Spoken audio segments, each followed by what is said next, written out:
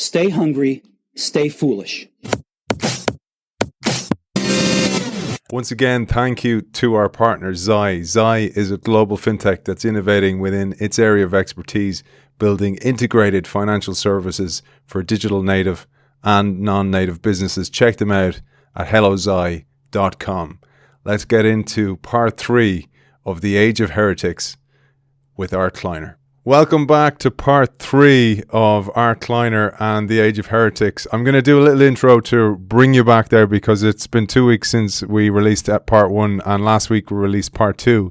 Our guest explores the nature of effective leadership in times of change and defines its importance to the corporation of the future. His book reveals how managers can get stuck in counterproductive ways of doing things and shows why it takes a heretical point of view to get past the deadlock and move forward.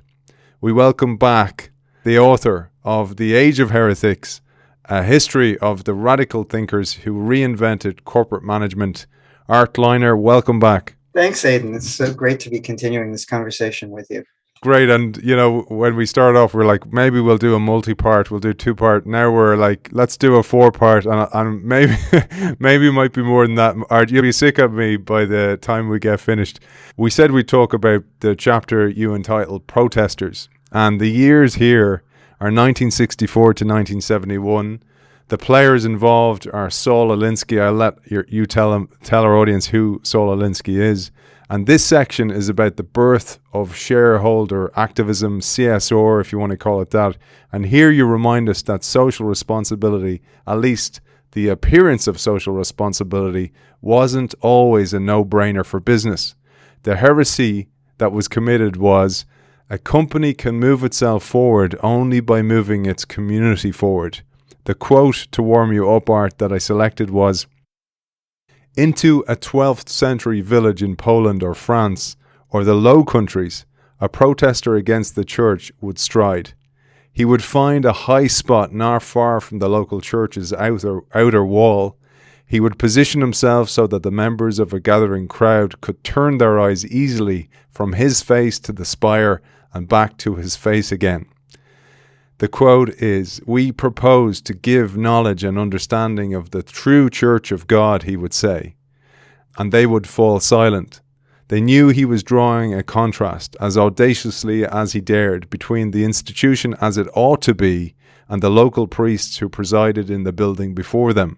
"This church," he would say, "is not made of stones or wood or of anything made by hand, for it's written in the Acts of the Apostles that the Most High dwelleth not in houses made by hands." As they listened, men in the crowd could feel the calluses on their fingers or hear again the stories of fathers or grandfathers who had carried the stones to this building. I thought that would be a nice way to tee you up and refresh your brilliant writing. It's probably been a while since you've read those words. As we start, I'm going to mention my own website, kleinerpowell.com, which is Kleiner Powell International, or KPI, which is the business we're doing with editorial consultation and content strategy. And that quote takes me both sort of back, but it takes me to now, because, you know, Willie Sutton said, "Why do we rob banks? Because that's where the money is." Why do people care if corporations are ethical or responsible? Because that's where the power is, and that's where the influence is. And we instinctively know that, even though most companies are more or less invisible. You know, there are very few companies, you know the names of the companies, but there are very few companies where you know the name of the CEO. And very, very few where, you know, where the CEO has sort of stood for something. And yet those are the companies we really think of when we think of corporate responsibility. We think of the responsibility of a person. And we want to hold the person responsible. When, you know, Larry and Sergey at Google say, "Don't be evil," we want them to really not be evil. We want them to live up to their promise. When, you know, Richard Branson at Virgin says we're going to have a a creative, wild company. We want it to be creative and wild, but we want it to run. And we think we have more influence than we actually do. Or we want to exercise the influence that we think we have, because these companies are so much a part of the landscape in our lives. And yet they are structures. They're giant contracts. They're invisible entities. We feel this tension between the control that we don't have and the influence. They want us as customers. They might want us as shareholders, but they don't really want to hear us, and they're going to do what they're going to do anyway. And their whole purpose is to do what they're going to do anyway, because that's why they were chartered. And yet they need to be responsible.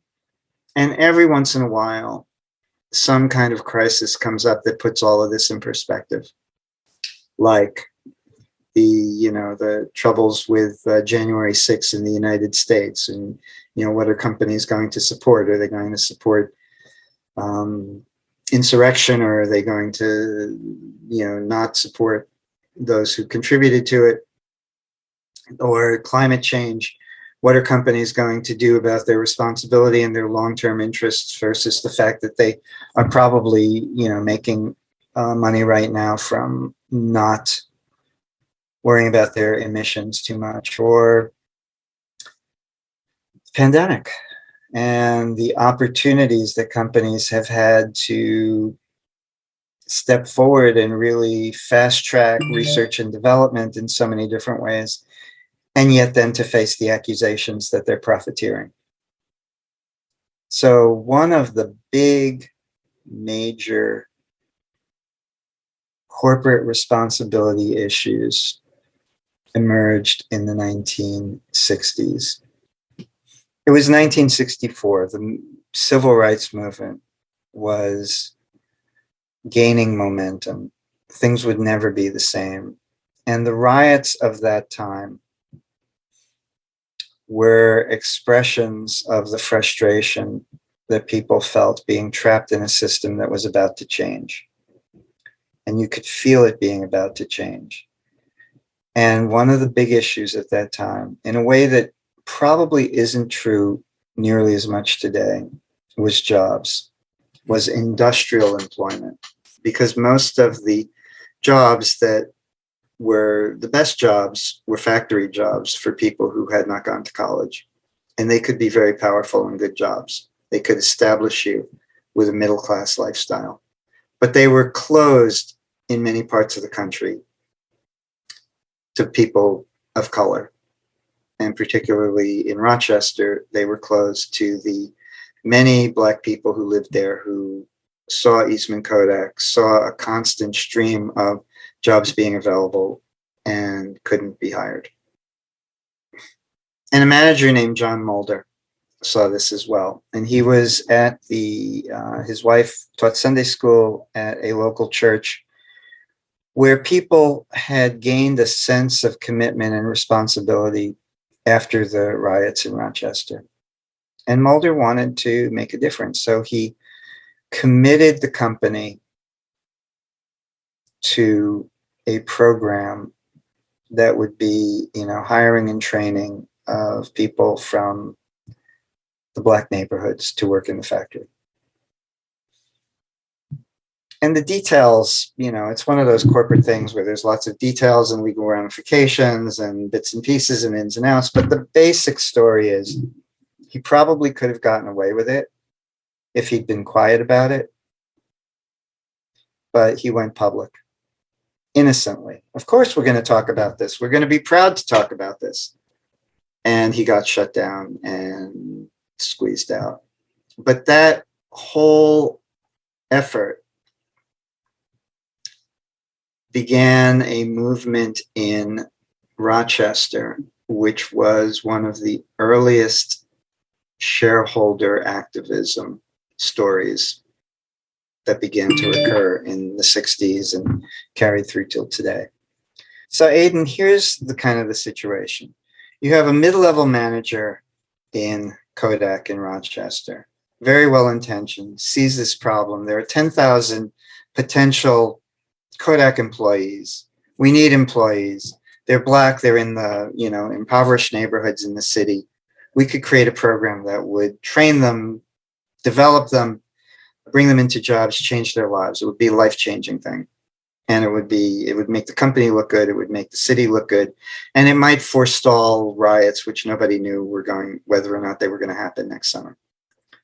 He was a member of a church that was contemplating efforts that they could make to make things better in Rochester, and which had been in touch with Saul Alinsky.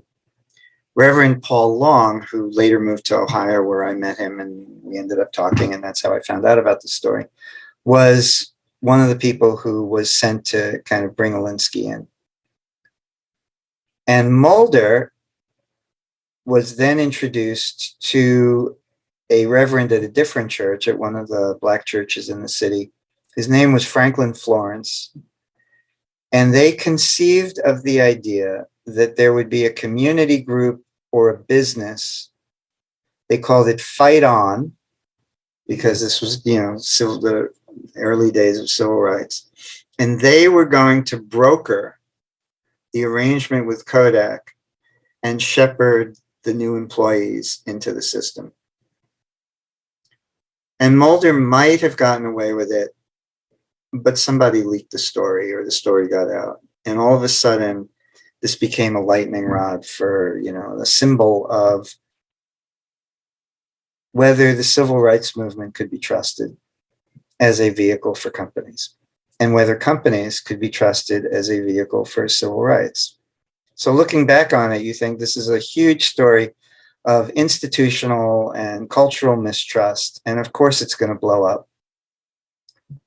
But you could also look back at it and say these are a lot of people acting in good faith, including the leaders of the company, who didn't realize that they had in front of them an impossible situation, where in order to make it work, you have to step back and step outside of the whole structure you're in, regardless of where you're starting politically, and look at it with fresh eyes. And arguably, that's exactly what's going on with companies today doing social responsibility, or, as they call it, environmental, social, and governance. You need to step out and look at the company and look at the situation and the community as if you were looking at it from the outside, while still maintaining your ability to be in the inside and act. You have to be a heretic. And it isn't easy to learn to do that. So one thing leads to another, and there's a kind of a public fight, and Kodak doesn't look good, and Fight On, this community group, doesn't look good. Nobody looks good. And into all of this, they bring Saul Alinsky. And Saul Alinsky is a very controversial figure. I'm not sure if you're aware of how controversial he's become in recent years. He's gone now. He died a long time ago, but he was one of the very first kind of politics. He was one of the very first proponents in post-war America of politics as theater. In other words, you make bold, dramatic moves, and then you wake people up and they think differently than they did before. Now, of course, we're all sick of bold, dramatic moves, right? Because bold, dramatic moves are theatrical, and often the substance behind them is kind of weak, and they create backlashes, and they often don't carry things forward. But at the time, this sort of bold, dramatic move was, it was fresh, and it was a way of breaking up the logjam. So when Reverend Long and others invited Alinsky to come in and sort of help manage Rochester's civil rights problem from their side, not to manage it from the city's point of view, but from their church, they were going to bring him in and see what he could do to kind of bring a protest together in a constructive way rather than riots. They take him out to lunch. and the service isn't that great, and they can't seem to get the wait person's attention. They didn't call that person a wait person, and they are talking back and forth about, when are they going to be able to eat, and I guess they needed their plates cleared away or something. And Alinsky has this big plate full of spaghetti, and he holds it up in the air, and he lets it drop on the floor with this big crash. And he says, that's how you get people's attention. And that's what he proceeded to do in Rochester. But he was trying to figure out, how am I going to get the attention of a corporation like Kodak? They can ignore anybody. They are so skilled at ignoring everybody. But there's one group that they can't ignore. So Fight On bought shares of stock in Kodak. And they appeared, Alinsky appeared, and Reverend Florence appeared at the shareholders meeting. Now, by now, Mulder, who had instigated all this, he was still at Kodak, but he had been moved out of a position of authority, and he was kind of, in some kind of corporate Siberia. As I say, I never met him, but I read about him. I think I wrote to him. But the battle has, or the movement, or the public display has now moved to the boardroom. And Alinsky and others, essentially tried to have confrontations at the shareholders meetings. There's a lot of ways in which having a confrontation at a shareholders meeting is very difficult. There's a lot of formal apparatus, and but you don't have to do a lot to get a lot of attention. And this was the first time. And so that started a tradition of trying to reach companies through their shareholders, which has now become a kind of quiet way of getting corporate attention that it has lasted all this time. So the original story, and interestingly, that group Fight On that Reverend Florence started became a real contractor with Kodak, and became a company that trained and helped both employees, people of color becoming employees at Kodak and Xerox and other Rochester companies, but also became an entrepreneurial company and a supplier of parts and equipment to various companies there. And it became a viable business, and I think it may still be in existence today. I think it may have been sold a few years ago. So on one level, it's a success story. The people who were trying to break into Kodak kind of did in various ways. On another level, it's not a success story. Nobody would say that Rochester or any American city is really an egalitarian, or high equity paradise for employees. It raised awareness, but raising awareness also created various forms of backlash. And in a third way, and this is, I think, what you're most interested in,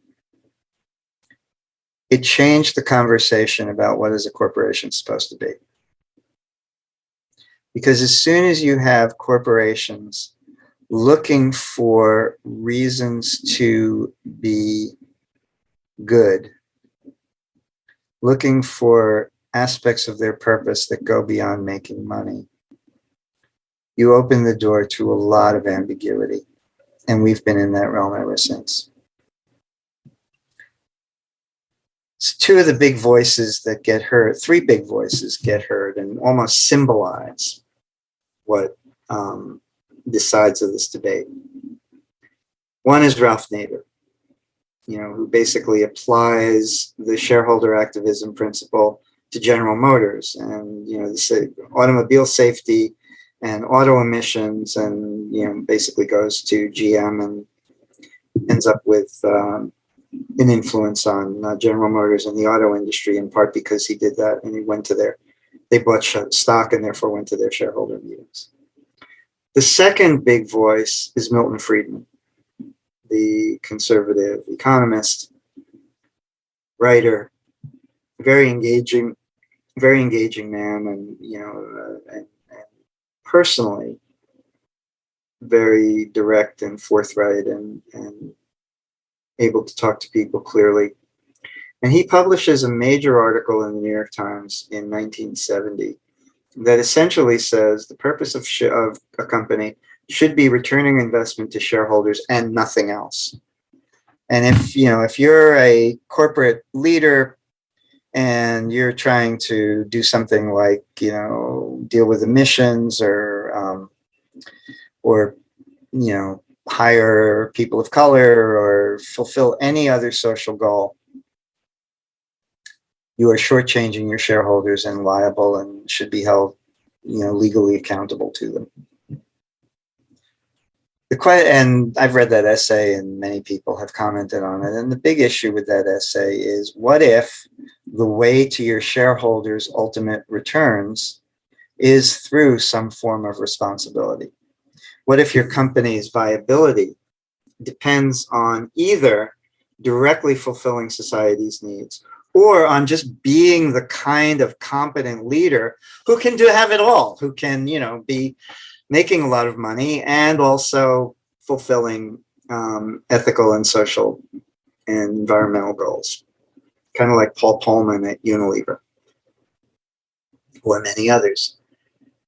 And Friedman would argue that if you, sort of like the Henry Ford case, if you're making money for shareholders, everything else will fall into place.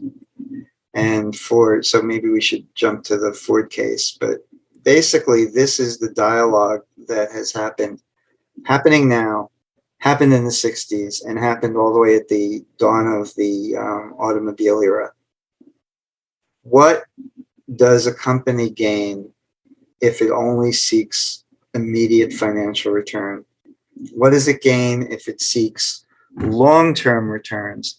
And most importantly, who figures this out?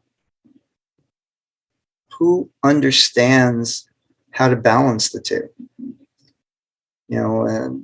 My other book, Wise Advocate, is all about balancing, short-term expedience and long-term plans and goals and how those occupy different parts of the brain. And we get muddled when we try it if we're not practiced. And once we decide we're going to balance the two, then it's a little bit easier.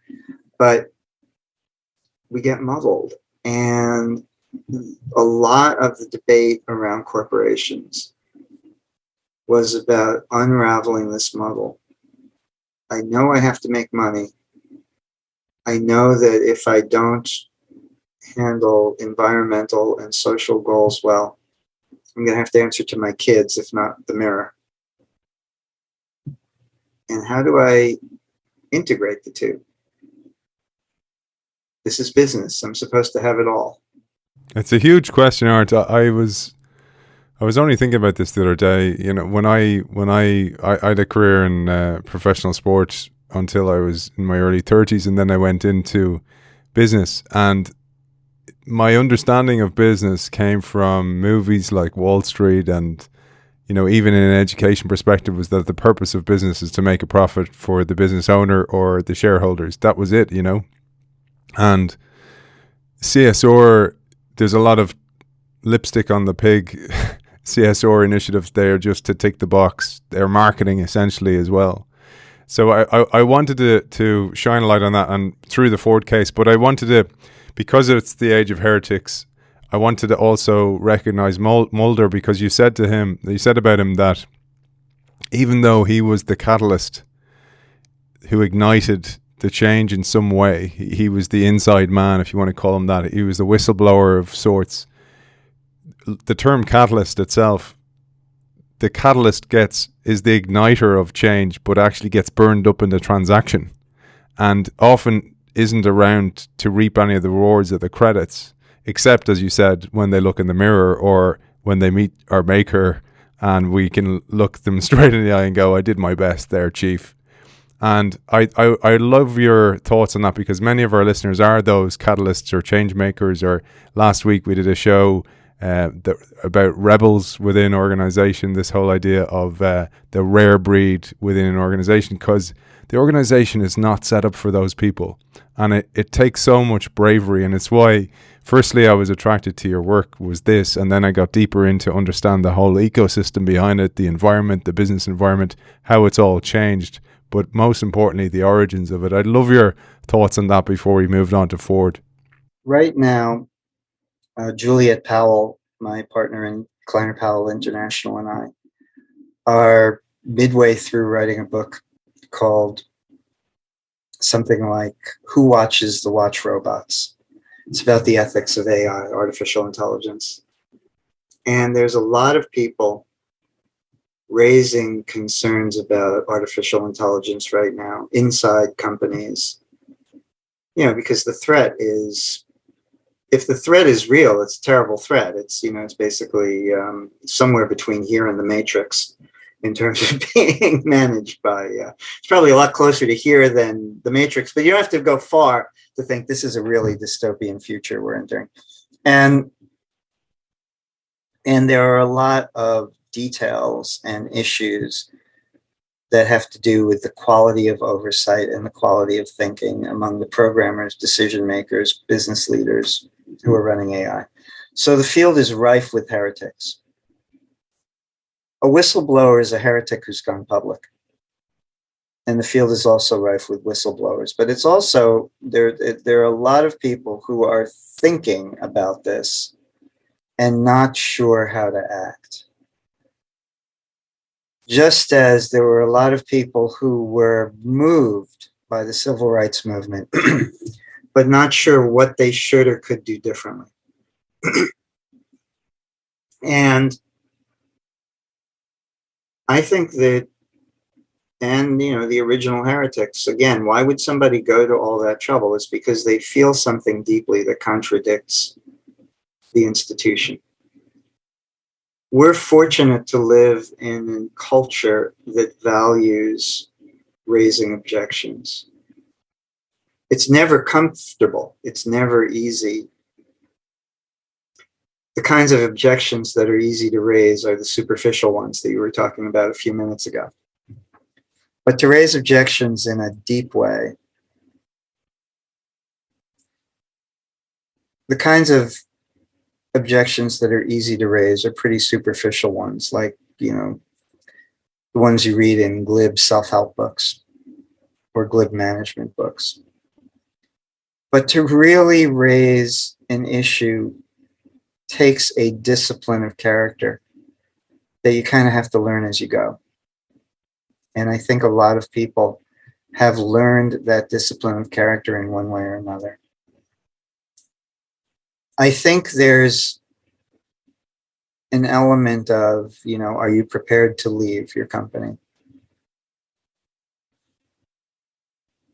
As we've seen people leave Facebook and Google and many other companies over issues where they just couldn't stay.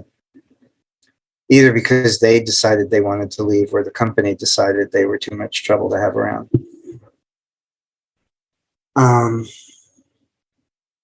I think that dynamic is, there's no glib way to talk about it, except to say that everyone who comes, it's almost like a mythic story, right? You come, you're in a larger environment. You see that something's wrong with it. You believe that everybody else is going to see what you see because it's obvious. It's like Galileo, just look through the telescope and you'll see that, the Earth is moving around the sun, or what have you. and yet you can't get people to look through the telescope. And you become part of a larger story. And so that if you're in a company, the challenge then becomes, how do you become part of that larger story without sacrificing the reasons why you're in the company in the first place? And every circumstance is different, but there's always, there's always at least a strategy for doing that. There's a way to do that. But you have to be aware that you may come up against an issue that you can't get past. And in an issue like carbon emissions or artificial intelligence or social responsibility or employment, there may not be a win-win situation. There may be an alternating you win then I win situation. There may be a situation in which you find a path that, the cause becomes more of a hobby. Or there may be a way in which you have to kind of frame it from the beginning and establish responsibility for your own part of the enterprise. And you have to be a bit of a political creature to make it work. Mulder and some of the other people I wrote about suffered because they weren't that political. They were engineers. They thought, this is obvious. If I just talk about it, everybody will see it. I've known a number of people who are like that in various companies, and many of them have been true visionaries. I'm thinking of a couple people in particular who were visionary engineers within companies, had long careers within those companies, but never achieved the kind of reward, recognition, and position that would go commensurate with what they really had to say and really had to offer. And you make your peace with that. Or you start your own company, or you really figure out how to package what you have to say. You're so right on the politics. I know so many of our listeners, and I'm one of them as well, where I worked in a large bureaucratic organization. A senior member of that organization took me aside one day and he goes, Aidan, you're on the right path. You need to learn to speak politique. And I had no idea what he was talking about. I had no idea. I was so naive to think that the idea was enough and misunderstood about how an organization really works, particularly a legacy one. And he offered to teach me how to speak politique, and I just didn't have the patience. But I realized that that's actually how the change happens, that shift, and knowing who to speak to, knowing who to influence, knowing what plates to smash on the floor. Yeah, and when to smash plates and when to do otherwise. I'll tell you a story about myself. I was working for a company, and I had a boss who I'm not going to name. And the boss said something in a public meeting. He said, when I hear the expression, don't ask permission, ask forgiveness, I hate that expression. He's just said it in passing in a public meeting, but it stuck with me because I was, an expert on management. And one of the big aspects of what, Amy Edmondson would now call the fearless organization is that it's okay to ask forgiveness. It's okay to make mistakes. And you want to set up a culture where people feel free. And I sort of said that out loud to a couple of other people, innocently. And that was fine. That was absolutely fine. A few months later, however, I was at a meeting, a retreat, to sort of rethink the future of this part of the organization. And I was fairly senior in that group. And the same boss said, a lot of people were not getting the kind of response and participation that we had expected. Why is that? And I was in a group of sort of the senior people in this subgroup. So there's a large part of the organization. There's about 20 people in the room. And I feel a sense of responsibility because other people have heard me say something, I figure if they don't hear me say it now, they'll think that I'm not really standing behind it, which is foolish. I mean, that is like such a self-important way to think, that everybody is watching me, which of course they weren't. Nobody's watching anybody except when they want to or they have to. Nobody's watching the AI either, man. Nobody's watching the AI either. Well, who watches the watch robots is another question. There weren't any watch robots in this room, but there were a lot of people. And so I raised my hand and I said, and I said his first name, and we're all like colleagues here. And I said, part of the problem might be that, we do have an ethic of ask permission, not forgiveness. And I remember when you said you didn't like that, and I was thinking, and then I went on this long thing, this rationale in my mind about, well, one way to justify that is before you ask forgiveness, you have to really think through the acts that you make. I don't know how many people were paying attention to that, but I believe the boss was, and a few other people. And I think the message I was really trying to get across in a passive aggressive way was the message that actually did get across, which is that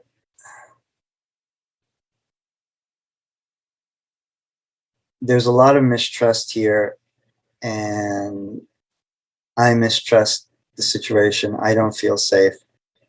And I'm saying this as if I did, but I really don't. And I don't think anybody else does either.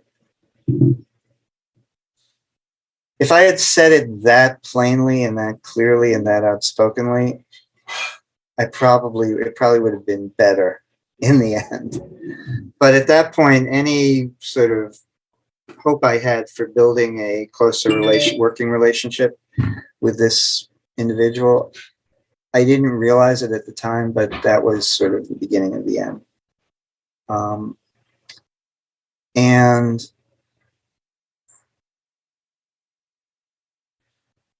a lot of the issues have to do with those kinds of subtleties.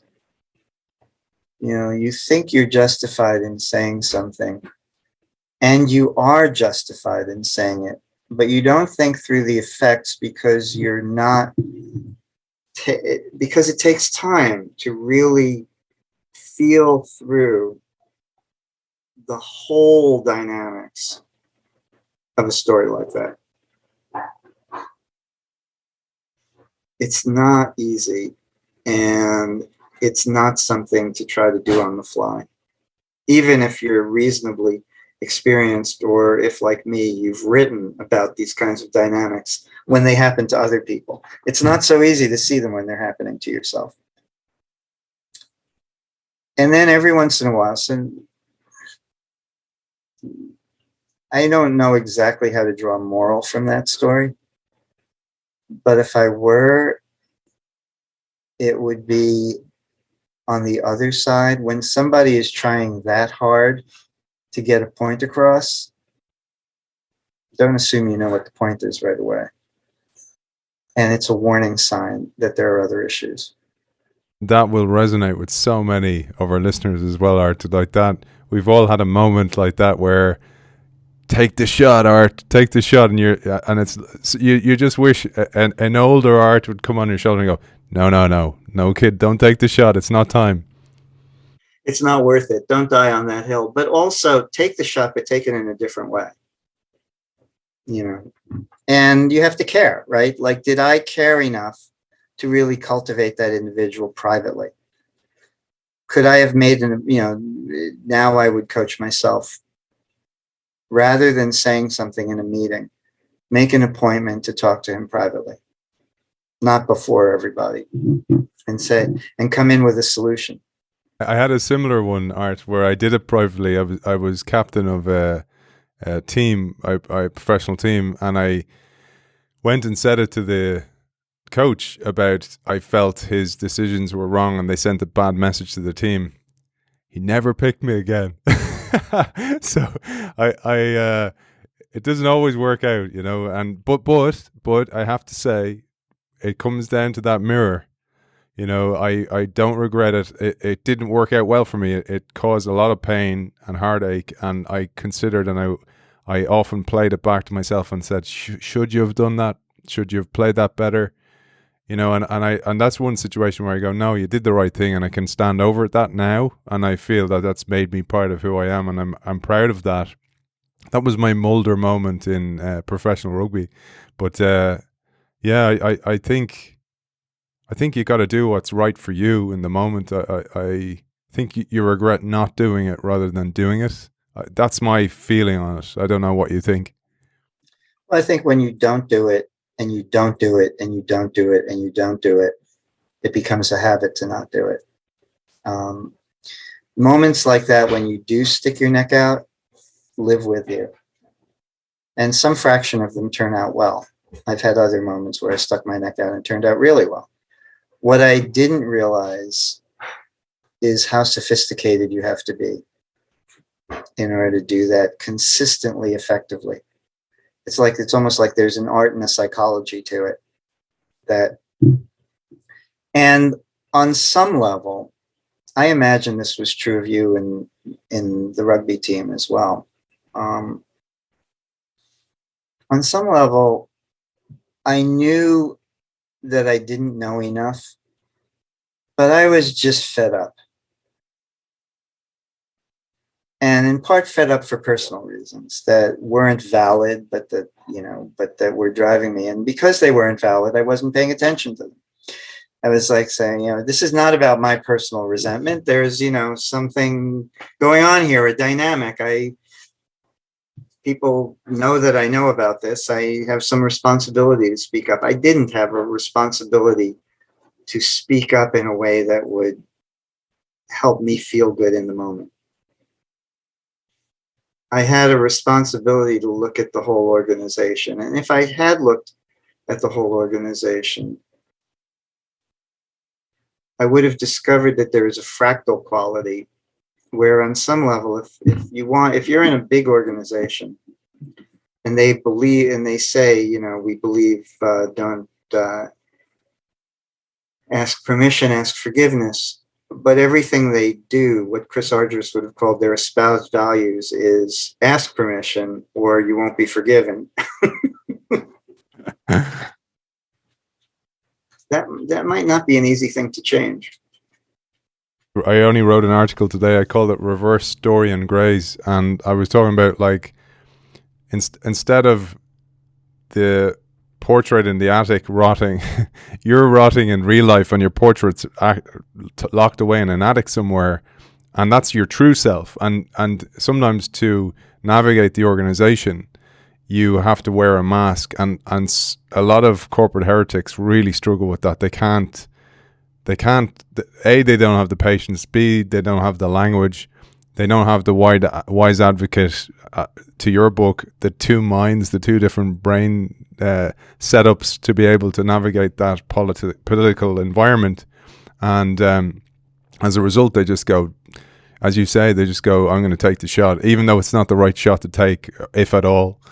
So that's a huge thing to think. We could talk about it all the time. I'm going to ask you, do we have time to do Ford? Well, Ford is a good capstone to all this. Well, I'll set you up with Ford. I just want to, for our audience, those people who joined us, I think it was in episode 1 we mentioned Ford, where Ford increased the wages for his workforce in a way kind of as to catalyze the American middle class so that they could become consumers of new Ford cars as well. That was that's where you're going with, actually, if I do good by society, there's some benefits for me as well. So I can actually raise all ships here. But therefore, at the time, to your point, and we talked about before, he got sued by Dodge and they succeeded in suing them. So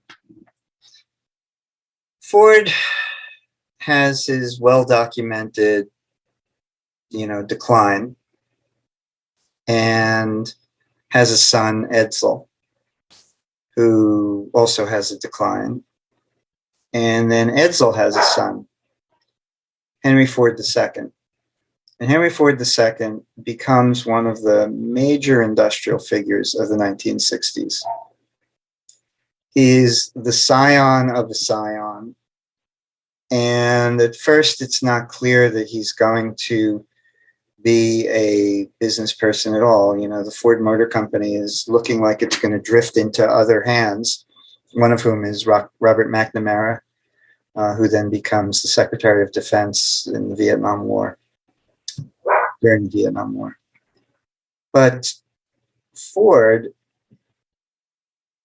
takes the reins of the company. He hires all of the, intellectuals, that were later known as the whiz kids in the early 50s, rebuilds the company from the mess that his grandfather had made of it, and starts producing amazing, great cars like the Mustang. And, returns the company into an iconic company and is like forging ahead, and Detroit is doing really well. And then once again comes the civil rights movement. There's no shareholder activism at the Ford Motor Company, but there is a feeling of responsibility as a civic leader. Henry Ford II decides that he is going to create an amazing, what we would now call an upskilling or reskilling program, a job training program. And he's going to do it, with the government, city government of Detroit. And the details, again, are not as important as the overarching issue, which is that he failed.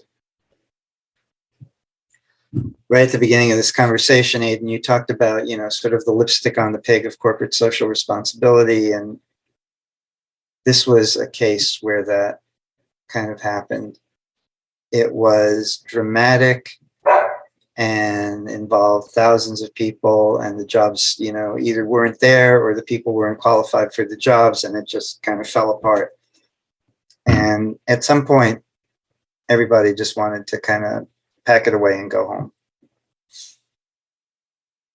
It was a good faith effort, from what I could gather from reading about it.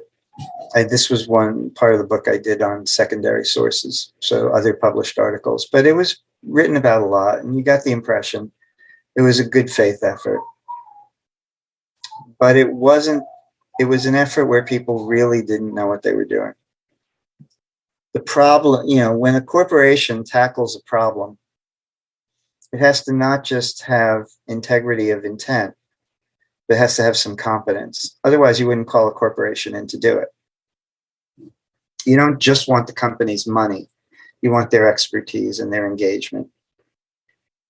And nobody knew it at the time, but historically, that was sort of the beginning of Ford's decline.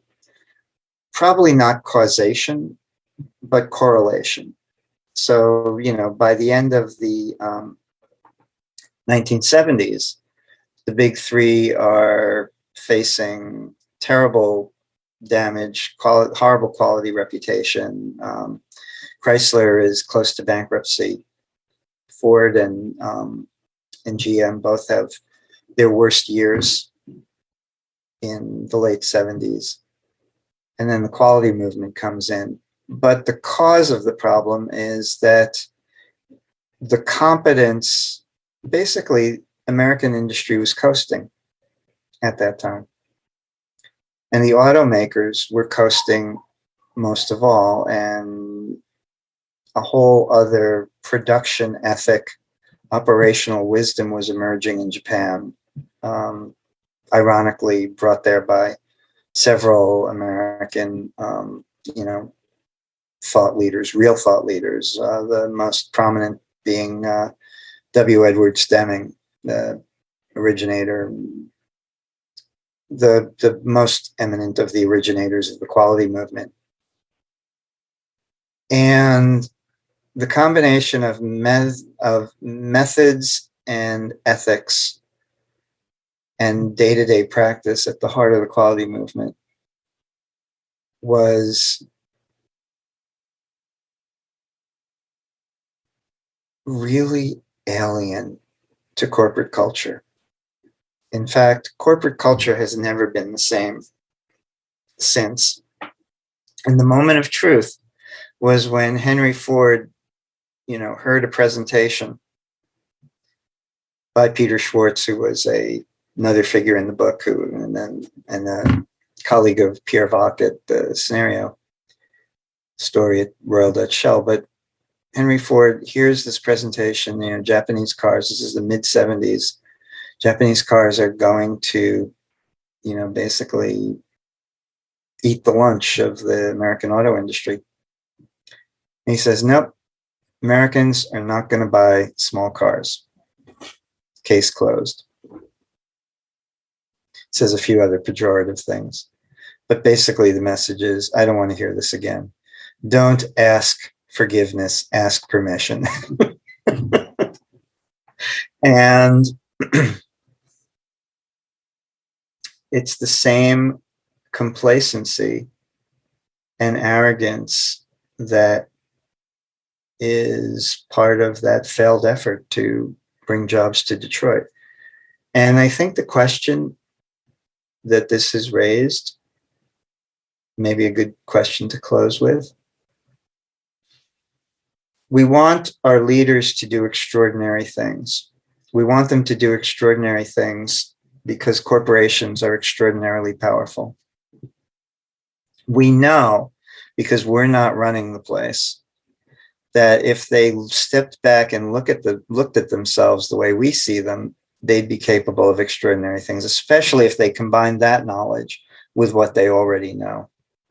But that means they have to be extraordinary people, extraordinarily farsighted, extraordinarily smart, extraordinarily capable, extraordinarily simple in their ability to communicate with people.